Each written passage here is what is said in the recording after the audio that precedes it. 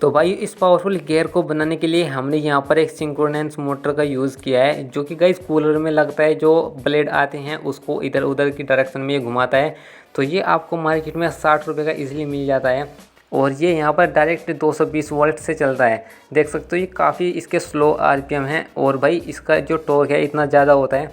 मैं तो क्या है यार, आप इसको हाथ से बिल्कुल भी नहीं रोक सकते, आप चाहे इसको एक बार ट्राई करके देख सकते हैं।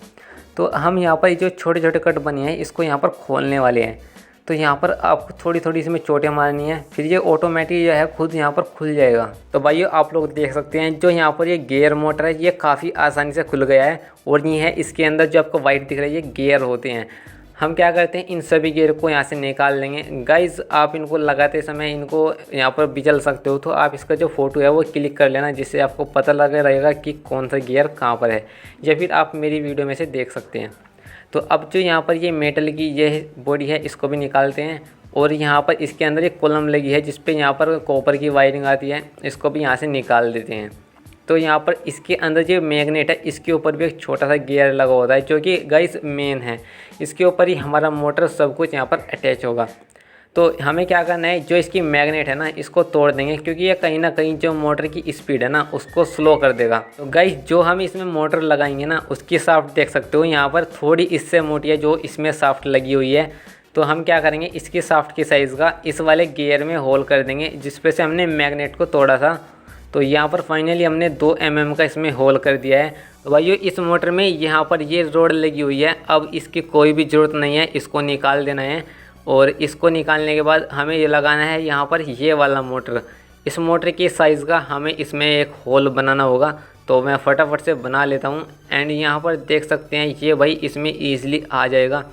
अब हम इसको यहाँ पर रोकने के लिए ना सोल्डरिंग कर देंगे डायरेक्टली, वो काफ़ी अच्छी रहेगी। और आप चाहो तो गाइस इसमें एम सील होती है उसका भी यूज़ कर सकते हैं। तो हमने यहाँ पर सोल्डरिंग किया, ये काफ़ी मजबूत रहेगी। तो गाइस अब जो ये गियर है इसकी शाफ्ट के ऊपर हमें लगा देना है। तो भाई ये इतना ज़्यादा टाइट आएगा, काफ़ी बढ़िया से इसमें सेट हो जाएगा।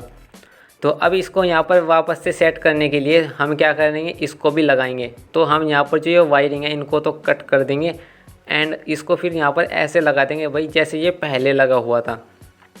तो हमें यहाँ पर इसकी सेटिंग बिठाने के लिए ना, तो इसलिए हमें सब कुछ इसमें वापस से लगाना पड़ रहा है, वरना आप इसको यहाँ पर सही तरीके से सेट नहीं कर पाओगे। तो भाई जो ये गियर है ना ये काफ़ी लॉन्ग था, तो हमने क्या किया इसको नीचे से कट कर दिया और इसको डायरेक्ट यहाँ पर चिपका दिया है। तो अब ये बिल्कुल थोड़ा नीचे चला गया, वरना ये काफ़ी ज़्यादा ऊपर आ रहा था इन गियर से भी।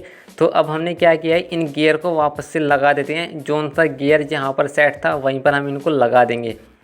तो गाइस यहाँ पर देख सकते हैं कुछ इस टाइप से आपको इनके टीथ है वो आपस में मिलाने हैं। तो ये वाला गियर यहाँ पर उल्टा लगेगा, जो कि हमारा मेन गियर है जो मोटर से अटैच होता है डायरेक्टली। जैसे मोटर घूमेगा ना तो ये सभी गियर देख सकते हैं इस टाइप से चलने वाले हैं। तो भाइयों अब यहाँ पर जो ये वाला गियर है जिसके साथ यहाँ पर शाफ्ट टच हुई है इसको यहाँ पर लगाना है। एंड अब जो यहाँ पर इसका ये वाला ढक्कन है इसको बंद कर देंगे।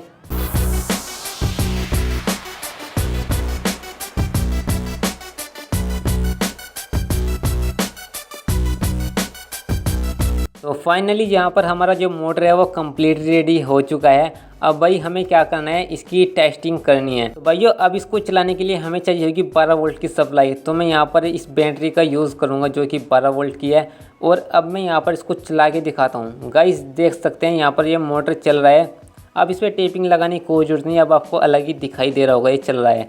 तो ये काफ़ी तेज़ चल रहा है। पहले जब ये इलेक्ट्रिक से चल रहा था ना तो काफ़ी स्लो चल रहा था, अब इससे थोड़ा तेज़ चल रहा है। तो अब भाई हमें क्या करना है, इसकी जो ताकत है वो तो काफ़ी ज़्यादा है, हम इसको हाथ से तो रोक ही नहीं सकते जैसे कि आप सभी को पता है। तो अब हम क्या करेंगे, इसकी जो टेस्टिंग है ना वो यहाँ नहीं करेंगे। इसकी जो टेस्टिंग के लिए हम बाहर चलते हैं और फिर देखेंगे यार इससे कुछ खिंचवा करके कितना वेट खींच सकता है। तो भाई चलते हैं बाहर। तो भाइयों हम बाहर आ चुके हैं। हमने इसमें पहले तो एक ईंट को बांध दिया है। इसमें एक ईंट में जगह इस मेरे हिसाब से 3 किलो वज़न आता है। अगर ये इसने ईज़िली खींच लेना तो हम इसके वेट को डबल कर देंगे, यानी हम 6 किलो उसका वेट कर देंगे। तो भाई हम क्या करते हैं, इस वायरिंग को जोड़ लेते हैं बैटरी के ऊपर। और भाई ये देख सकते हैं जो एक ईंट है ना इसने तो इसको काफ़ी बड़े से खींच दिया है। और भाई वीडियो मैंने बिल्कुल भी फास्ट नहीं किया है, ये है ना खुद से ही चल रहा है। देख सकते हैं काफ़ी बढ़िया चल रहा है। और भाई जैसे मैं यहाँ पर इसका वायर हटाता हूँ ना बैटरी से, तो ये गियर है ना उल्टा नहीं चलेगा। देख सकते हो कितना बढ़िया गियर है, उल्टा बिल्कुल भी नहीं चलेगा यार।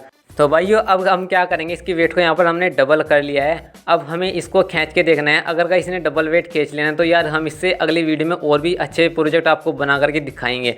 तो भाइयों पहले तो मैंने वीडियो को फास्ट किया है, अब यहाँ पे मैंने वीडियो को बिल्कुल नॉर्मल कर दिया है ताकि आपको असलियत का पता लग सके। तो भाइयों देख सकते हैं जो ये है ना, 2 ईंट को बिल्कुल ईजिली खींच देता है और जैसे वायर हटाता हूँ वापसी ये नहीं घूमता, ये गियर वापसी बिल्कुल भी नहीं घूमता। तो गाइस आप इसकी ताकत का अंदाज़ा आपने यहाँ पर लगा ही लिया होगा। हमने इससे यहाँ पर 6 किलो वेट इजीली खींच दिया है।